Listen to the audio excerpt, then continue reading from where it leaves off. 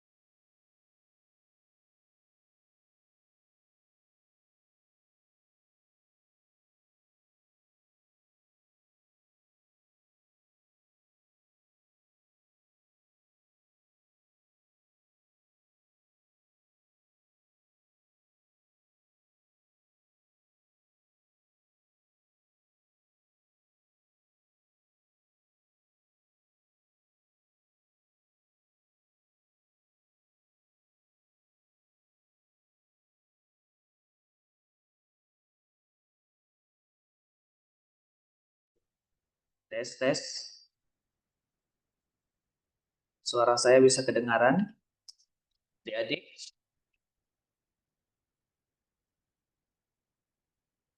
Tes, tes.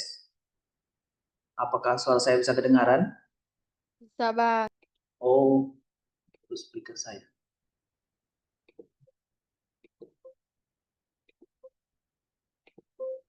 Tes, tes, kedengaran?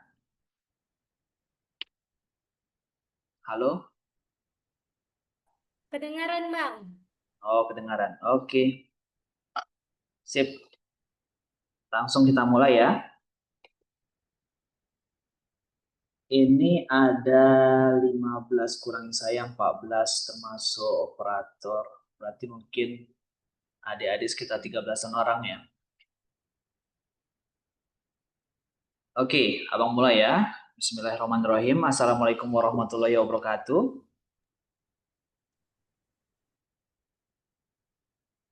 Apa kabar adik-adik semuanya? Sehat? Sehat, Bang. Oh iya, alhamdulillah ada yang jawab. Ini abang anggap kamera aja yang mati ya. Sebenarnya orangnya ada. Gitu. Jadi kenalan dulu kita adik-adik ya. Nama abang Japan Fahmi. Abang pendidikannya S1 di Unimed, S2 di UPI. Jadi abang ngajar kimia. Dalam hal ini mungkin di sore ini qadarullahnya abang dipertemukan dengan kalian dan diminta untuk membantu persiapan TKA ya. Kebetulan di kebijakan Kementerian Kemendikbudrismen yang baru mengikutsertakan kimia sebagai salah satu pertimbangan untuk SNBP ya nanti salah satu pertimbangan yang menjadi hal yang harus kalian fokuskan juga persiapannya menjelang masuk ke perguruan tinggi negeri. Jadi untuk sore ini langsung saja kita akan belajar tentang materi yang mungkin juga sudah kalian peroleh ya, kalian dapatkan dari Askianya. Ini abang akan sedikit melengkapi mungkin dari materi ini. Tapi sebelum kita mulai pembelajaran, lebih baiknya kita berdoa dulu ya, masing-masing. Semoga Allah Tuhan Yang Maha Esa memberikan pemahaman kepada kita semua agar mudah belajarnya, kemudian tidak mudah lupanya. Berdoa masing-masing dimulai.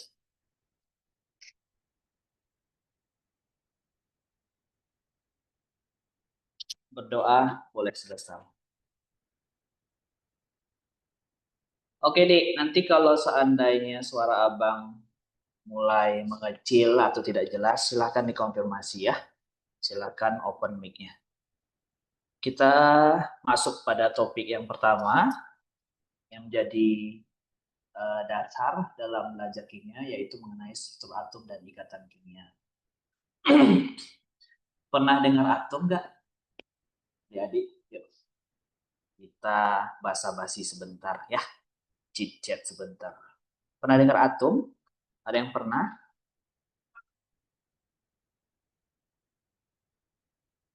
Di dalam kehidupan sehari-hari misalnya? Atau pernah dengar sejarah tentang atom? Halo?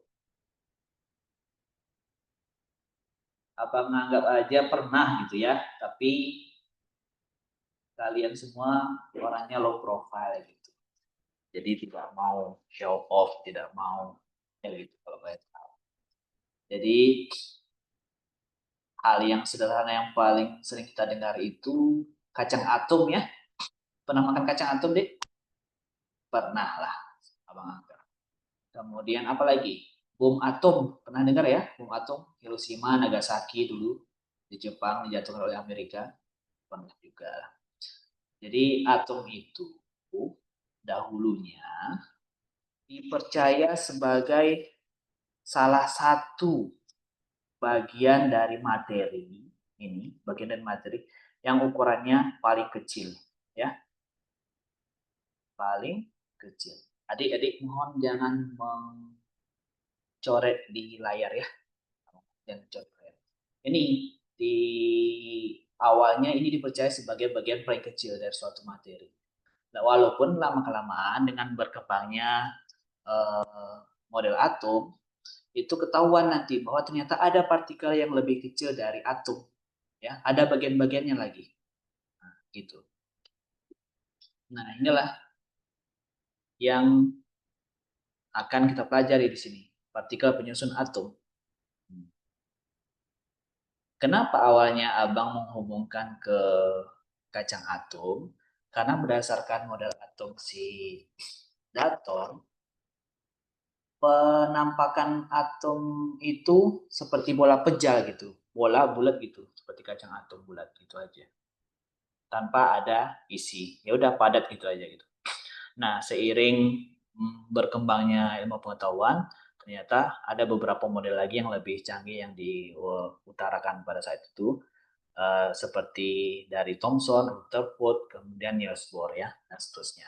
Nah, karena kalian butuhnya cuma di bagian kurikulnya saja, langsung kita mengarah ke bagian partikel atom ya.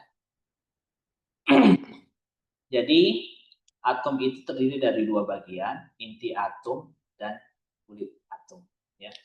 Kalau versi abang buat versi si Rutherford, jadi di sini ada inti begini ya, bulat, kemudian versi Niels Bohr aja ya, menggambarkan laksana tata surya. Inti ini nanti akan dikelilingi oleh elektron-elektron. Ini ada elektron di kulit satu ya. Kemudian di kulit kedua nanti ada elektron juga. Begitu yang mengelilingi inti. Nah, antara inti ini dengan elektron ini bermuatan beda ya. Ini elektron ya. Muatannya beda. Inti itu diisi oleh dua bagian yaitu proton dan neutron. Perhatikan di sini. Proton itu ada positif satu di sini muatannya. Yang atas ini namanya massa, yang bawah ini muatan namanya ya. Jadi proton itu 1 plus 1. Jadi inti itu terdiri dari dua bagian. Ada proton, kemudian ada neutron. Nah, antara proton dengan neutron, siapa yang massanya paling besar? Itu bagiannya neutron ya. Neutron ini masanya paling besar. Neutron masanya lebih besar dari proton. Jadi yang membentuk berat si suatu atom itu paling banyak adalah neutron inti. Ya. Nah, kemudian proton ini kan muatannya positif, elektron itu muatannya negatif gitu. Jadi seharusnya berdasarkan aturan hukum fisika klasik ya, pada saat elektron bergerak terus mengelilingi inti, ini nanti suatu saat energinya akan berkurang ya, maka lama-kelamaan dia akan jatuh. Nah, posisi ini nanti yang diperbaiki teorinya oleh si Niels Bohr. Kenapa katanya elektron itu tidak jatuh ke inti? Karena elektron itu bergerak mengelilingi inti dengan jalannya masing-masing, orbitnya punya sendiri-sendiri gitu. Tidak akan jatuh ke inti. Itu mungkin tambahan materi untuk perkembangan pada atomnya. Jadi balik lagi mari kita ingat inti itu yang mempengaruhi berat si suatu atom yang terdiri dari proton dan neutron. Antara proton dan neutron mana yang lebih besar masanya yaitu si neutron. Oke, kemudian dikelilingi oleh elektron. Ya. Nah, muatannya ingat kalau proton itu masanya 1, muatannya positif 1. Neutron itu masanya 1, kemudian muatannya netral 0 ya.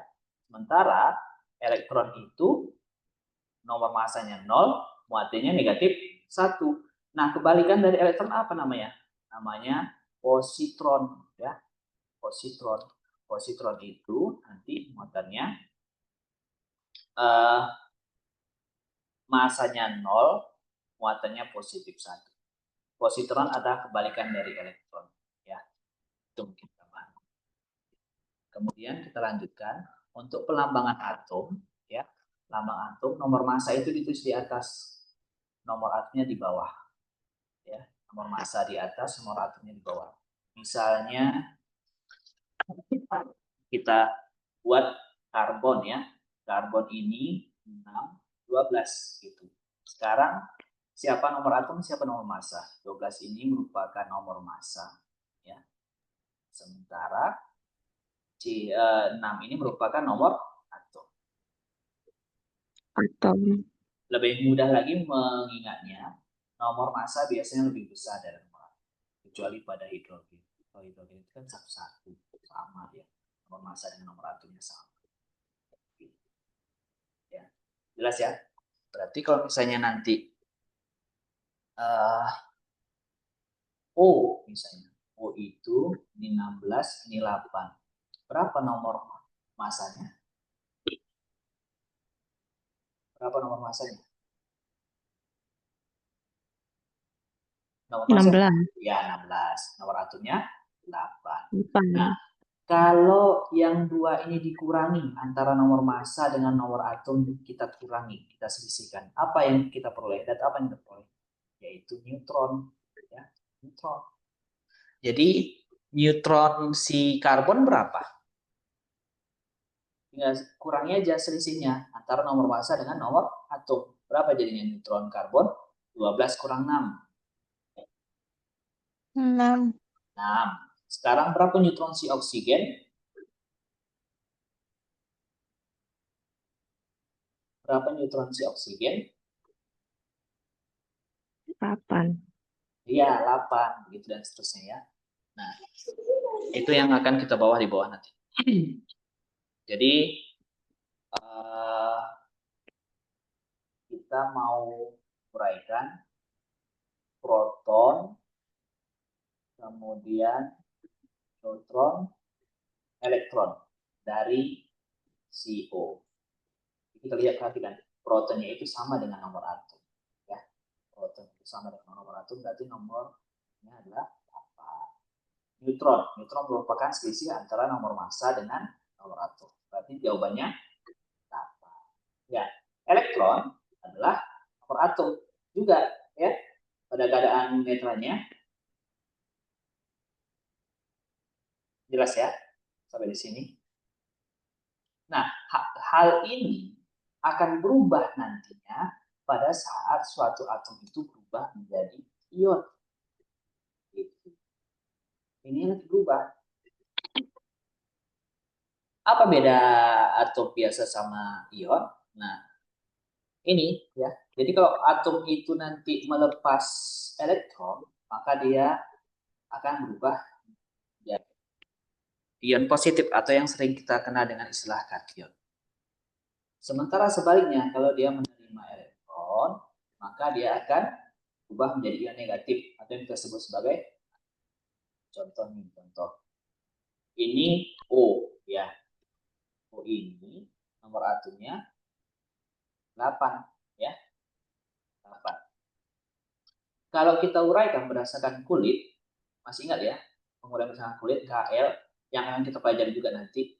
Ini akan muncul angka 2 ya, elektron pada kulit pertama, kemudian sisanya 6. Ada salah satu sifat kecemburuan dari atom-atom yang berada di luar golongan 8A terhadap atom-atom yang berada dalam golongan 8A. Apa itu? Atom-atom yang berada dalam golongan 8A itu cenderung stabil karena konfigurasi elektronnya, elektron valensinya itu sudah mencapai aturan oktet ke-8 ya. Nah, perhatikan adik-adik. 6 menuju 8 butuh berapa elektron?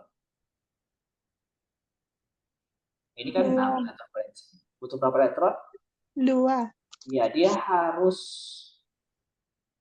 menangkap 2 elektron untuk mencapai kestabilan. Jadi atom O itu sendiri nggak stabil. Untuk mencapai kestabilan, bagaimana? Dia butuh 2 elektron lagi. Jadi caranya gimana? Maka O ini akan menangkap 2 elektron. Kalau dia sudah menangkap 2 elektron, penggambarannya gimana? O2 minus. Nah, inilah yang disebut sebagai kation atau anion. Negatif. Kation atau anion? Anion. Anion. Iya, anion. Ini ya, anion namanya. Nah, sekarang apa bedanya dengan O ini? Kalau abang gambarkan lagi, ini 16, ini 8. Kita mau mencari tahu berapa proton, berapa neutron, berapa elektronnya. Perhatikan. Di sini letak perbedaannya. Proton itu sama, masih dengan nomor atom, yaitu 8. Neutronnya sama, masih pengurangan antara nomor massa dengan nomor atom, yaitu 8. Elektron yang berbeda di sini. Elektronnya kan sudah ada tambahan 2, ya. Tambahan 2 kan? Berarti nomor atomnya ditambahkan elektron tambahan. Jadi berapa ini? 10. Iya, 10. Sudah jelas ya? Beda kan? Antara atom O yang netral dengan O yang berion. Di mana bedanya? Di bagian mana bedanya? Di bagian Elektron. ya, di bagian elektronnya yang berbeda. Ya. Bisa paham ya? Oke. Nah, kita lanjut. Istilah. Nah, istilah. Perhatikan. Kalau isotop, tandai P-nya. Ya. Iso itu kan sama artinya ya. Sama. Tinggal bagian huruf apa yang muncul setelah itu yang kita tandai samanya. Isotop dengan akhiran P, maka itu merujuk kepada protonnya yang sama. Proton itu mengarah kepada nomor atom, ya. Proton mengarah pada nomor atom. Nah, sekarang isobar. Isobar itu adalah nomor massanya yang sama ya. Ingat, nomor massa di posisi mana tadi, atas atau bawah pada umumnya? Atas. Atas ya, yang lebih besar ya. Oke. Sekarang isoton N yang terakhir. N merujuk pada neutron yang sama. Neutron itu kita peroleh dari mana tadi? Dari pengurangan antara nomor massa dengan nomor atom. Sekarang terakhir isoelektron. Berarti apa yang sama? Elektronnya yang sama. Hati-hati dalam menghitung elektron, ada pengaruh muatan. Kalau positif kation, kalau negatif anion. Nah, perhatikan di sini contohnya. Nih, ini nomor atomnya kan 19 ini K ini ya. Nomor atomnya 19. Nah, sementara Ca ini nomor atomnya 20. Kenapa dia disebut isoelektron? Pada saat dia bermuatan, ternyata K itu melepas 1 elektron. Ya. Sementara Ca waktu berion dia melepas 2 elektron. Di K elektronnya jadi berapa tuh? 19 dikurang 1. 18. 18. Bagaimana dengan di Ca? Elektronnya berapa? 18. Ya, sama ya. 20 kurang 2. Jadinya 18 juga. Nah, itu yang disebut dengan isoelektron. Elektronnya sama. Jelas ya sampai sini ya. Isotop protonnya sama, isobar nomor massanya sama, isoton neutronnya sama. Apa itu neutron? Pengurangan antara nomor massa dengan nomor atom. Isoelektron, elektron yang sama. Perhatikan waktu dia mengurai membentuk ion. Nah, kita lanjut. Kalau tidak ada pertanyaan. Atau sampai di sini ada pertanyaan dulu adik-adik? Pas ya. Masih mudah ya. Oke, kita lanjut nomor 5. Konfigurasi elektron. Konfigurasi elektron merupakan susunan elektron berdasarkan tingkat energi yang terendah hingga tertinggi. Ini ya. Ini yang ditunjukkan di sini merupakan yang paling simpel untuk dikerjakan berdasarkan kulit. Nah, abang ambil contoh, misalnya apa? S ya. Atau yang paling mudah dulu, natrium. Nomor atomnya 11. Kalau kita mau menguraikan ini berdasarkan konfigurasi elektron, berdasarkan kulit ya, KLMN yang disimbolkan. Nah, ini kulit pertama, maka dia maksimal diisi oleh angka 2. 2.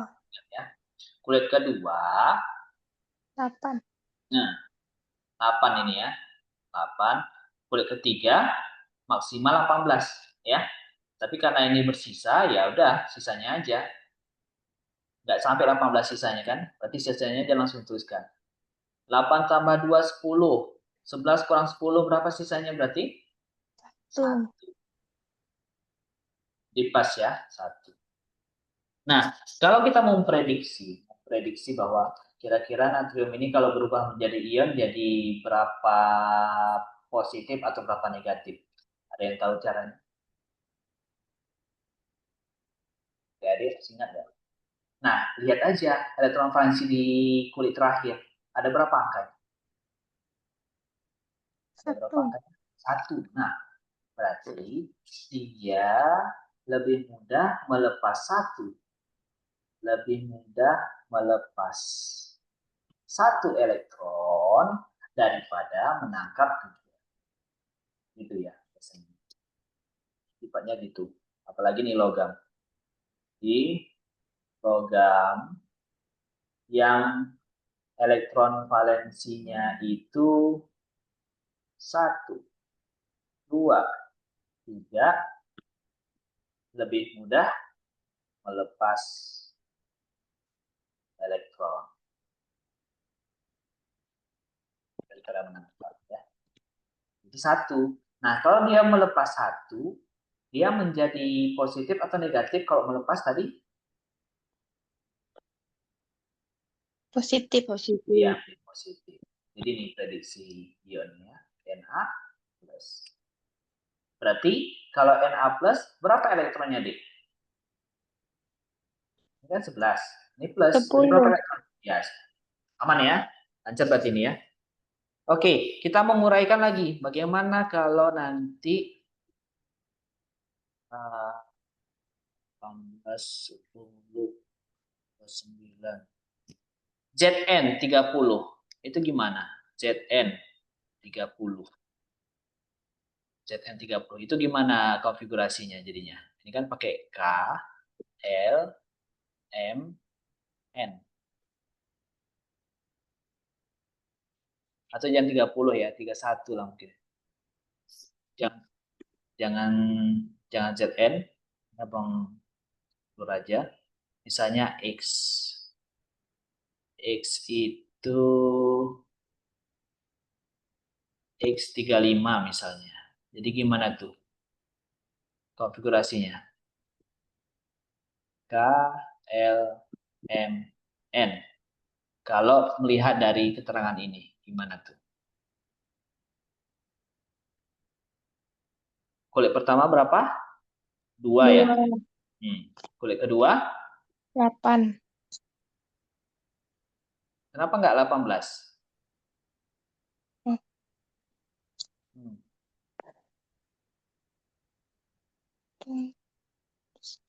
Elektron sisa berapa ini? Elektron sisa.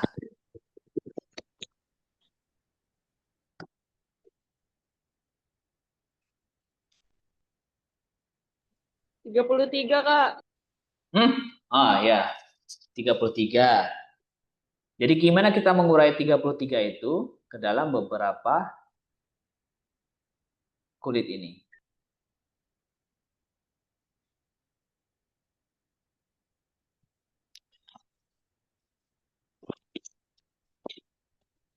Gimana? Coba kita urai ya. Kalau 2, 8. Kulit kedua ya. 8 udah berapa? 10. 10 berarti harus 25 lagi. Antara 18 sama ini berapa? 18. Berapa sisanya lagi sisanya? 25. Masuk sini ya. Kalau dia sisanya itu antara 18 sama 32 berarti diisi 18. Benar ya? Udah berapa tuh? 18 tambah 10, 28. Baru sisanya berapa? Kalau dia sisanya di antara 8 sampai 18 diisi berapa? Maksimal. 7. maksimal diisi 8. Tapi karena dia sisanya 7, maka kita isi sisanya berapa? 7. 7. Paham ya? Nah gitu aja kok, tinggal menguraikan aja sesuai dengan keterangan. Alhasil, berapa elektron valensi CX yang nomor atomnya 35? Tuh, 7. Nah, kalau dia mau berion untuk mencapai kestabilan, prediksinya apa ionnya?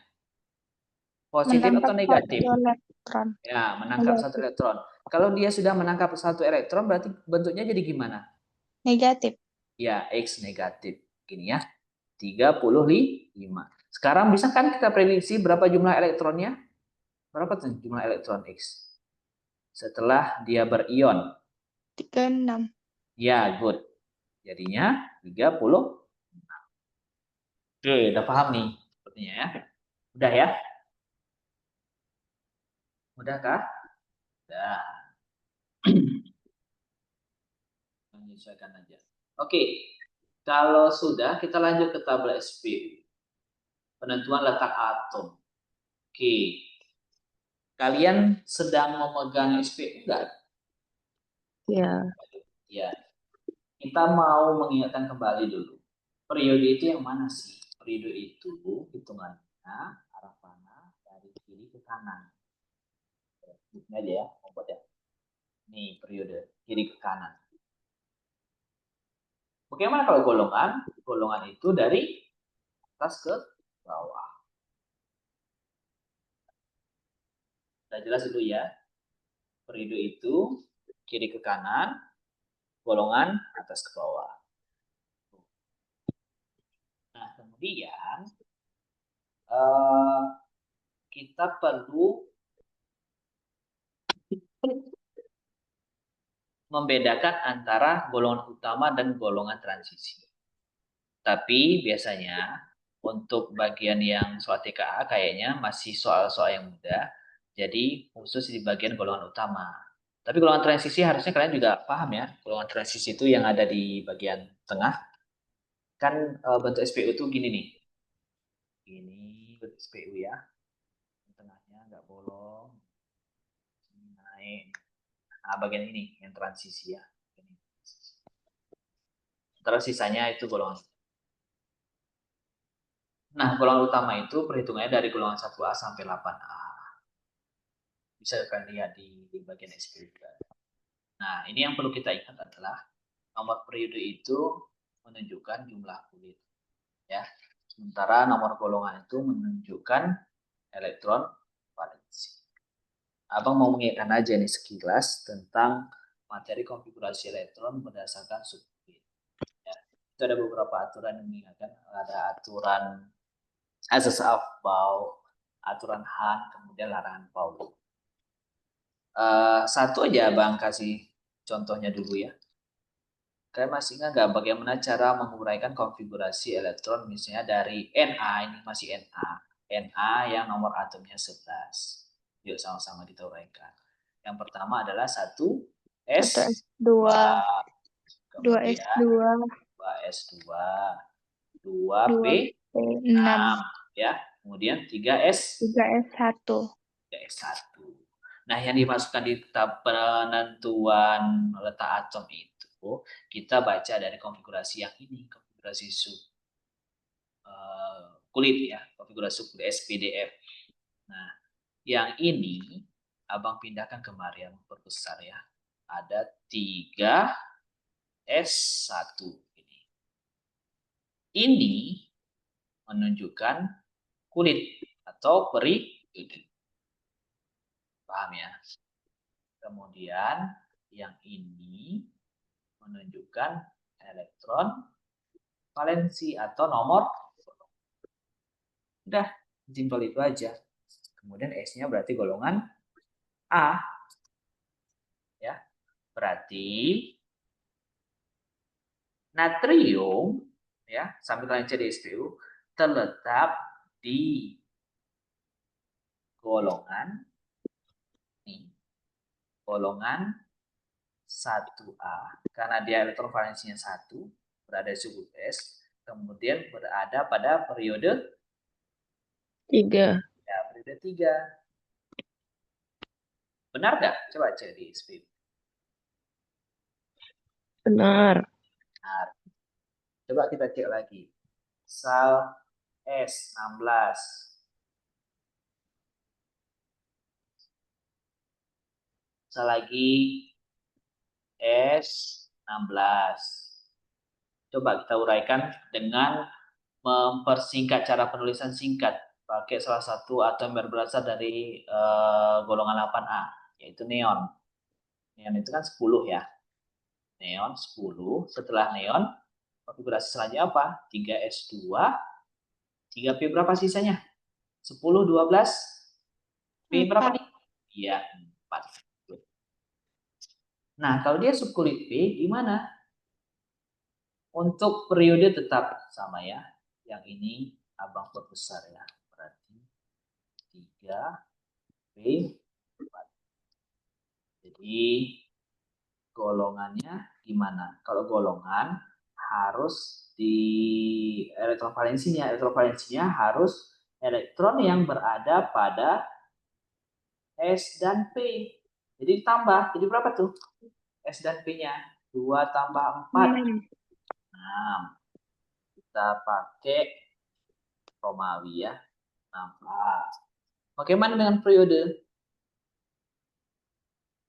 Periode 3. Ya, periode. Bagaimana dengan, ada lagi nggak yang bisa ditentukan dari sini? Ada blok namanya ya. Blok. Ini blok apa? Blok apa nih? Subkulit terakhir, langsung sebut aja blok B. Ya. Blok. Ada blok B. Kemudian kalau misalnya nanti ditanya lagi, bisa nggak berkembang pertanyaan? Bisa. Ditanya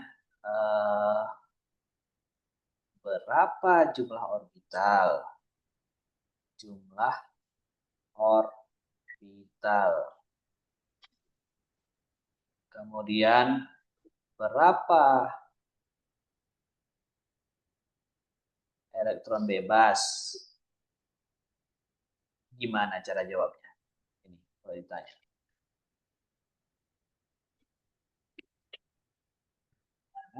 Ya.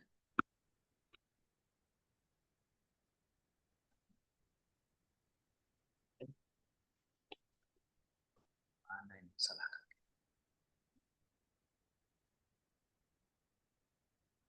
Gimana cara jawabnya? Kalau tanya jumlah orbital, mudah ya. Urutkan aja sebenarnya dari awal konfigurasi itu, atau bisa juga kita pahami bahwa satu orbital itu kan penggambarannya gini ya, ada kotak maksimal diisi oleh 2 elektron kan, satu orbital gitu kan, kotak-kotak, masih ingat? Ya. Masih ingat. Jadi kalau ditanya berapa jumlah orbital, ini kan ada 10 elektron. 10 elektron itu kan mengisi berapa orbital maksimalnya. Kalau ada ketentuan bahwa satu orbital itu maksimal diisi oleh elektron. Bagi 2 aja. Jadi 10 bagi 2, 5. Dalam neon itu udah 5 orbital terpakai. Di S, ada berapa orbital di S? 1 kan? Di P, ada berapa orbital? P ada berapa orbital? 3, ya. 5 tambah 1 tambah 3, ada berapa jadinya? 9. Iya, 9 orbital jawaban jadinya. Jadi orbitalnya ada 9. 9 orbital. Bagaimana dengan elektron bebas? Ya udah, ini kita gambarkan. Ini diisi oleh 2 elektron, yang P-nya ada 4 elektron. 1, 2, 3, 4. Dan terjawab tuh, ada berapa elektron bebas? 2. Ada berapa nih? Iya, ada 2 elektron bebas dan 2 elektron bebas. Udah, semudah itu aja dan jawabnya. Kalau misalnya pertanyaannya berkembang, ya. Terus, bisa nggak berkembang pertanyaannya? Bisa. Itu kan keempat bilangan kuantum. Ya, masih ingat nggak kalau yang itu? Masih ingat? Bagaimana keempat bilangan kuantumnya dari sini? Mana empat bilangan kuantum? Sudah kita gambarkan ya. Ada empat bilangan kuantum, ada N, dan ada apa lagi? L, M, S. Ya. N itu dari ini. Sama nomor periode ya. 3. L itu subkulit. P itu nilainya 1. Kemudian M di mana? Di mana letak elektron terakhir? Mana letak elektron terakhir tadi? Kan elektronnya ada 4 yang menempati orbital P. Nah, sornya ini nilainya 0, ini positif 1, ini min 1. Pengisinya kan mulai dari sini tadi, min 1, 0, 1, terus diakhiri oleh min 1. Ya, min 1 terakhir. Berarti magnetiknya itu elektron terakhir berada di min 1. Bagaimana dengan spinnya? Karena dia elektron terakhirnya berpasangan, makanya dia negatif min 1.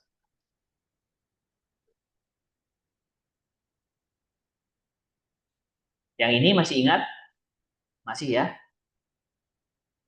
Masih ya, adik-adik? Masih ingatkah?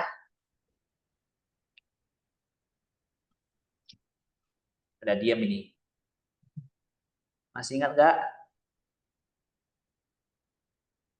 Enggak. Waduh, udah lupa ya yang ini ya. Atau satu lagi contohnya, mau? Bagaimana untuk hal yang sama kita mau menentukan golongan periode blok, ya?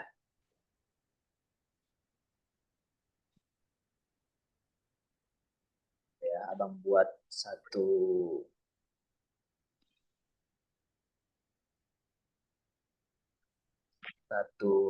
gambar baru ya.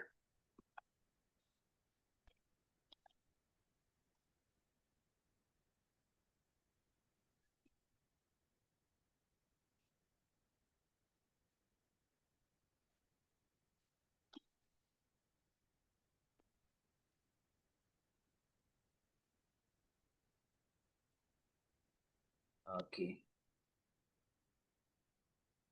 Bagaimana untuk hal yang sama?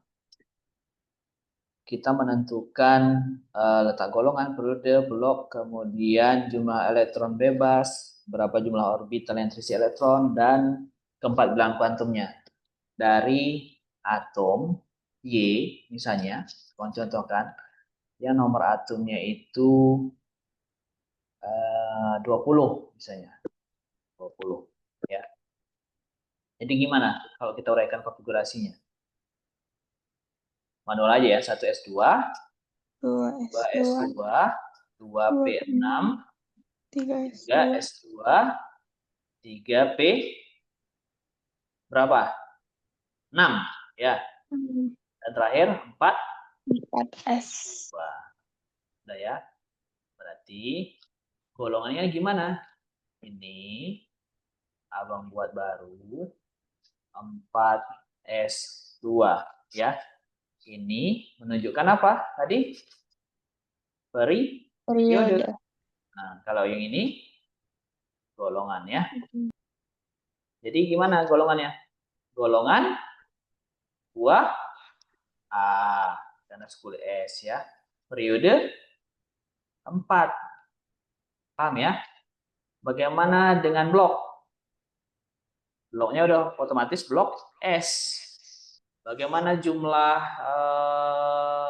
elektron bebas? Ada nggak elektron bebas? Nggak ada elektron bebas, semua berpasangan. Di S ini dia kan, atau kita gambarkan di sini aja ya, abang gambarkan. Ini S 1 kotak, P 3 kotak, S 1 kotak, P 3 kotak, ya, S 1 kotak, S 1 kotak. Ini diisi 2 elektron, pasangan.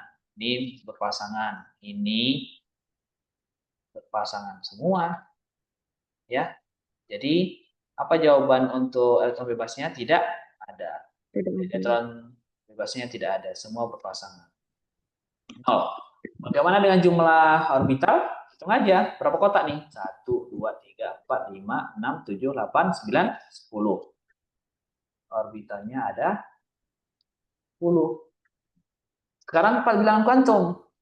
Ada N, M, L, S. N itu dilihat dari kulit 4. M itu dilihat dari berapa nilai si subkulit. M itu kan dasarnya gini. Ada 4 ya. Ada S, P, D, F. S itu 0, kasih nilai, P itu 1, D itu 2, F itu 3. Kalau L itu lebih kepada elektron itu terakhir berada di orbital berapa. S itu orbitalnya kan 1 kotak, ya. P itu 3 kotak. Kemudian D itu 5 kotak, ya. 5 kotak. Kemudian F itu 7 kotak. iya 7 kotak.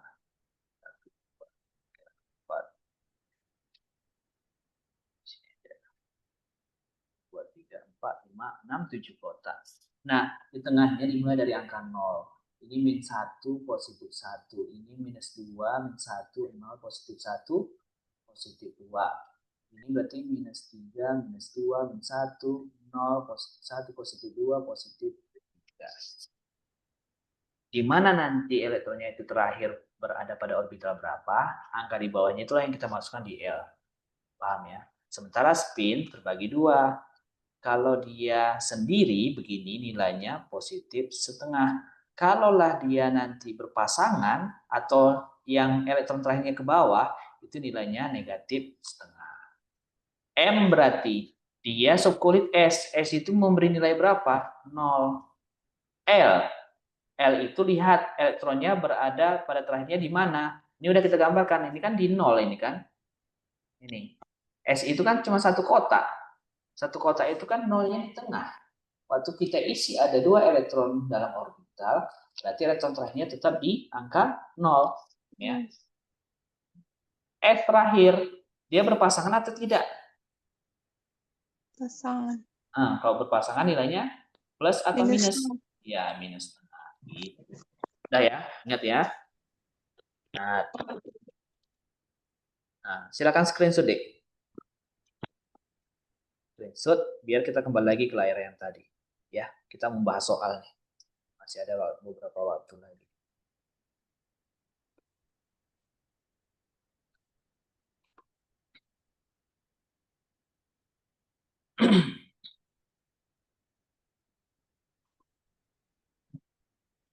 Oke. Keperiodikan dalam SPU.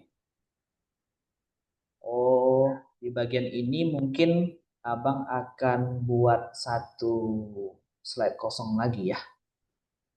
Oh, bikin buat satu slide kosong lagi.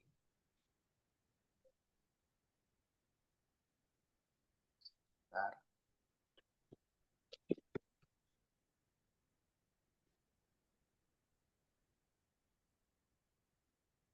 Karena Abang mau kembangkan sedikit materinya. Tambahannya. Di matematika itu kan ada tuh belajar tentang diagram Cartesius. Sumbu X, sumbu Y gini ya. Sumbu X, sumbu Y. Gitu ya. Terus kalau kita bagi berdasarkan kuadran, ini kuadran 1 ya, kuadran 3. Kita mau memanfaatkan panahnya. Ya, panah pertama. Asumsikan ini yang abang gambar ini lurus ya, karena nggak pakai penggaris. Ada sifat yang berdasarkan panah ini akan bertambah. Sifat-sifat yang diawali huruf vokal. Apa aja itu?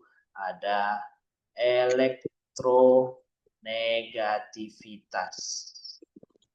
Kemudian afinitas elektron. Ya. Kemudian energi ionisasi.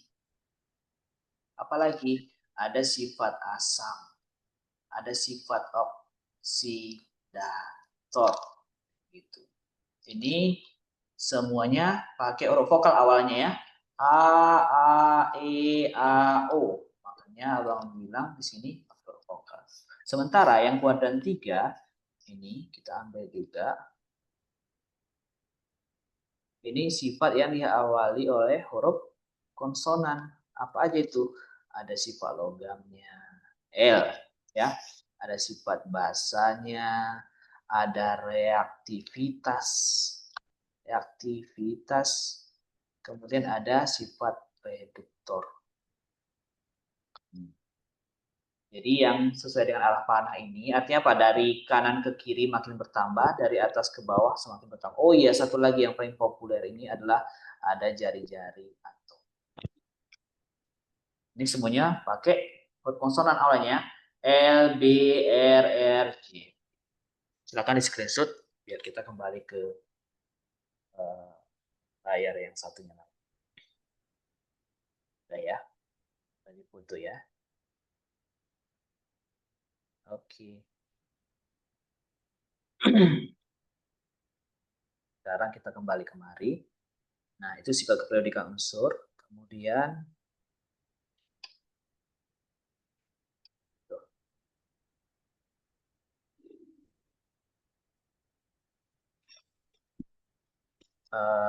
ikatan kimia, ya. Duplet 2, artinya konvalensinya itu mengarah ke 2, kalau oktet itu 8 ya, udah kita bahas tadi. Kemudian cara mencapainya melepas, kalau 4-7 menerima biasanya. Terus jenis ikatan, kalau ion itu setelah terima elektron ya antara logam dengan non logam. Bisa dilihat. Natrium dengan Cl, ini logam nih. Kenapa? Dia nanti melepas elektron bentuk positif. Ini non logam nih. Dia nanti menerima elektron. Pada saat suatu kation berikatan dengan anion, maka akan terbentuk namanya senyawa ion. Yang paling populer NaCl. NaCl ini kekuatannya cukup besar ya, kuat ya. Dia punya titik didih yang sangat tinggi. Butuh panas yang sangat tinggi untuk memutuskan ikatan. Itu yang ikatan ion atau elektron valen. Jadi siapa yang melepas, siapa yang menerima? Logam lah yang melepas. Ini melepas elektron. Berapa elektron? 1. Yang Cl gimana? Dia menerima elektron. Berapa elektron? 1. Ya. Jadi ini 281. Setelah dia melepas 1 jadi 28. 8 elektron valensi terakhirnya, maka dia sesuai dengan kaidah oktet. Ini gimana Cl? 287. 7 belum stabil, dia harus nambah 1 elektron, makanya membentuk Cl-. Saat dia menambah 1 elektron dia menjadi 8. Sudah stabil ya, sesuai dengan aturan oktet. Gitu. Sekarang ikatan kovalen ya, ikatan kovalen pemakaian bersama. Hidrogen itu nomor atomnya 7 ya. 7 2 5 ya, 5. Butuh berapa elektron lagi sehingga menjadi 8? Kalau dia 5, butuh 3 elektron lagi. Maka pada saat dia berikatan dengan nitrogennya, ini dia akan membentuk rangkap 3. Ya. Ini udah ada 5 elektron. 2 3 4 5. Ya. Ini 5 elektron. Ini ada lagi 2 elektron. Nah, waktu kita gambarkan begini, dia udah jadi 8. Itu perhitungannya. 1, 2, 3, 4, 5, 6, 7, 8. Bagaimana dengan nitrogen yang sebelah kanan? Itu juga ini ada 2 di luar, 3 yang terbentuk dengan ikatan, 3 lagi dari sebelahnya. Jadi cara gambarkan gini. Nah, yang kanan juga sudah 8. Jadi masing-masing awalnya 5, tapi masing-masing dari 5 ini memberikan 3. Ini ngasih 3. Yang ini juga ngasih 3. Ya. Ini ngasih dan menerima gitu.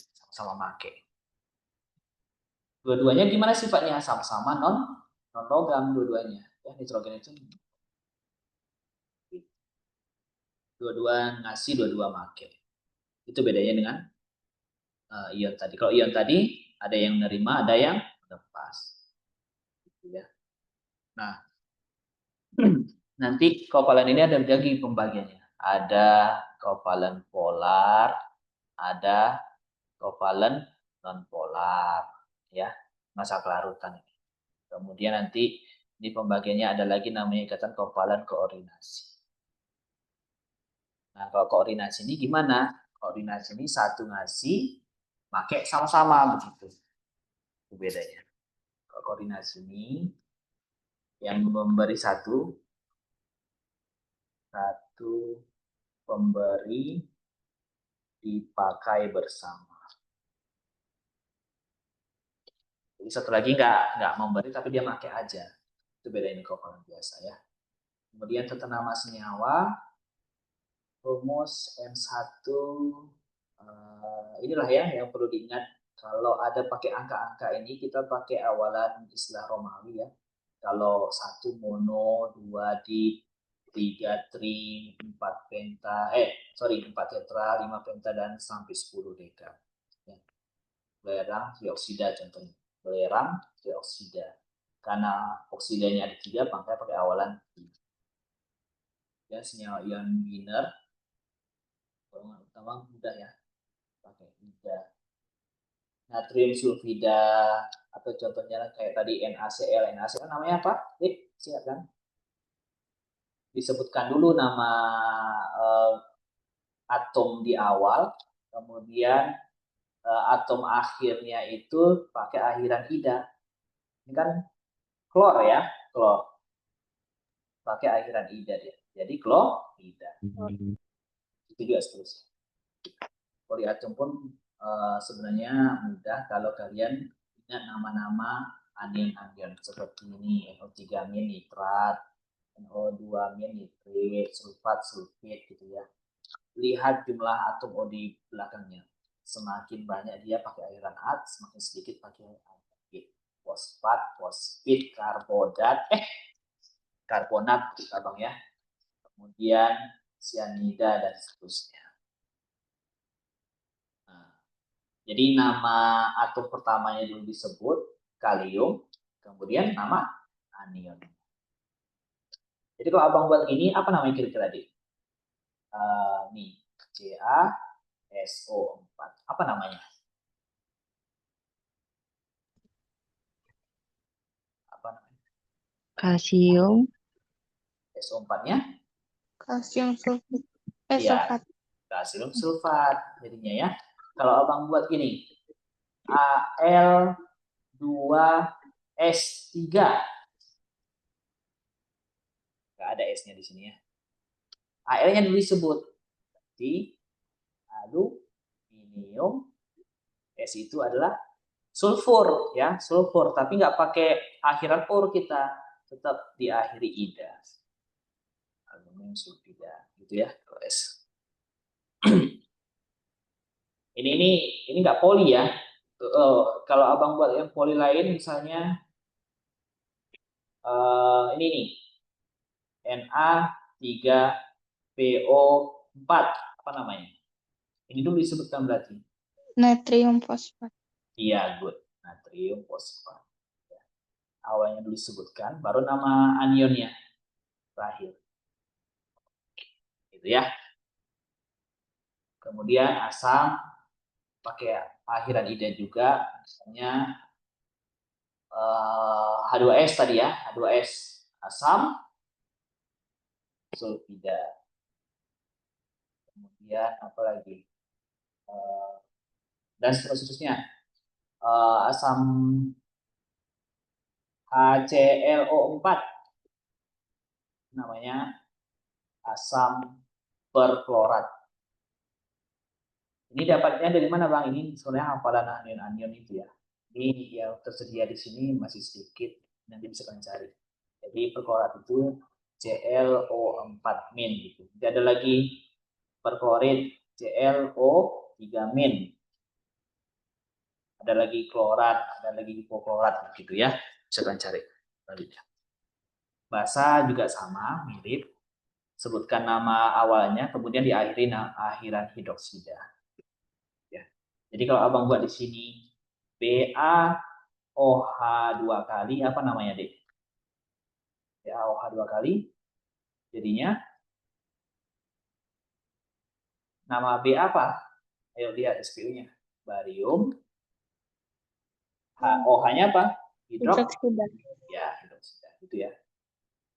Oke, sekarang persamaan reaksi reaktan dengan reaktan itu sebelah kiri panah ya. Sebelah kiri panah itu pembatasnya. Sebelah kiri reaktan atau di bahasa Indonesia kan reaksi, sebelah kanannya itu produk atau hasil reaksi. Kita kadang-kadang nanti perlu menyetarakan bersama reaksi. Contohnya CH4 tambahkan O2 menghasilkan CO2 tambah H2O. Masih ingat yang menyetarakan ini? Hanya di sini berapa? 4. Sebelah kanan masih 2. Berarti kita perlu kali 2. Oke. O-nya sekarang 2 kali 0, 2. Tambah 2, 4. O sebelah kanan 4. O sebelah kiri masih 2. Berarti ini kali berapa? Ya, jadi 4. 2. Ya, gitu ya. Penyetaraan sama reaksi namanya. Oke, sampai di sini ada yang mau ditanya? Waktu kita 5 menit lagi ya. Ini ada yang susah soalnya. Udah kalian coba-coba kan? Ada nggak yang susah soalnya? Biar yang susah aja yang kita bahas. Nggak mungkin semua bisa sempat kita bahas ya. Perlu abang kasih tahu kuncinya semua? Perlu, Bang. Oh ya, pilihkan soal susahnya. Bentar ya, abang lupa satu kertas. Mana yang kira-kira susah? Kalian udah bahas belum?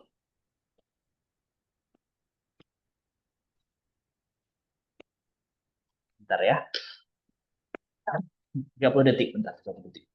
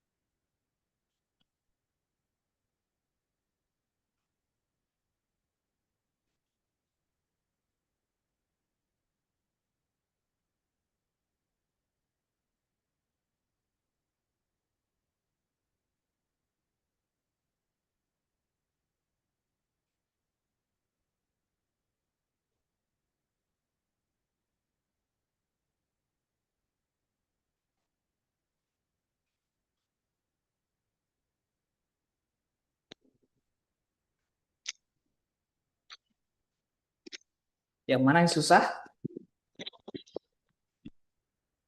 Ayo, Dek. Mana yang susah?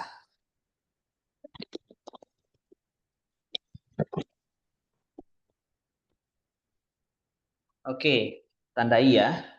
Kuncinya ya. 1E. 2D ya. 3D. 4A.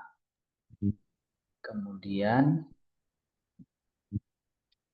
yang masih satu layar. Mana di pulsa? 8C. 9C juga. Ya.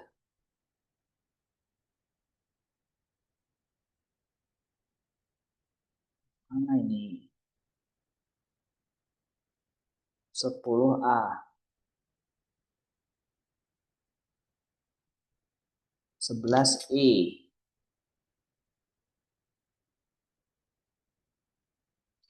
Kemudian nomor 5D. Ya, inti atom terdiri atas proton dan neutron. Nomor 6C. Nomor 7E. D itu. Kemudian nomor 12A. Nomor 13A. Ya. Nomor 14 Y dan Q. E ya. E. Nomor 15C. 16D. 15C. 16D. Kemudian 17B. Tidak sesuai. 18D. 19A. 19A. 20B. 21C. 1C. Nggak ada pula C di sini ya. C itu adalah 3 minus. Oke. Jadi demikian ya, Dek. Pembelajaran bersama Abang. Jadi mohon maaf apabila ada kekurangan. Jadi untuk ini boleh foto bentar nggak kita? Pak Dimas boleh foto nggak? Pak Dimas Ya, Pak. nggak? Boleh foto mungkin kita ya, sebelum saya tutup.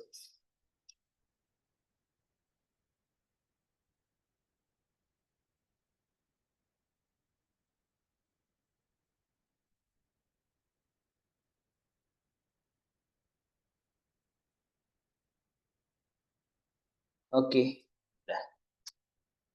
Jadi saya tutup nih Pak Dimas ya. Demikian adik-adik. Mohon maaf apabila kekurangan. Saya kembalikan ke Pak Dimas. Wabillahi taufiq hidayah. Assalamualaikum warahmatullahi wabarakatuh. Abang izin live ya. Makasih adik-adik. Ya, Bang. Sama-sama, Bang.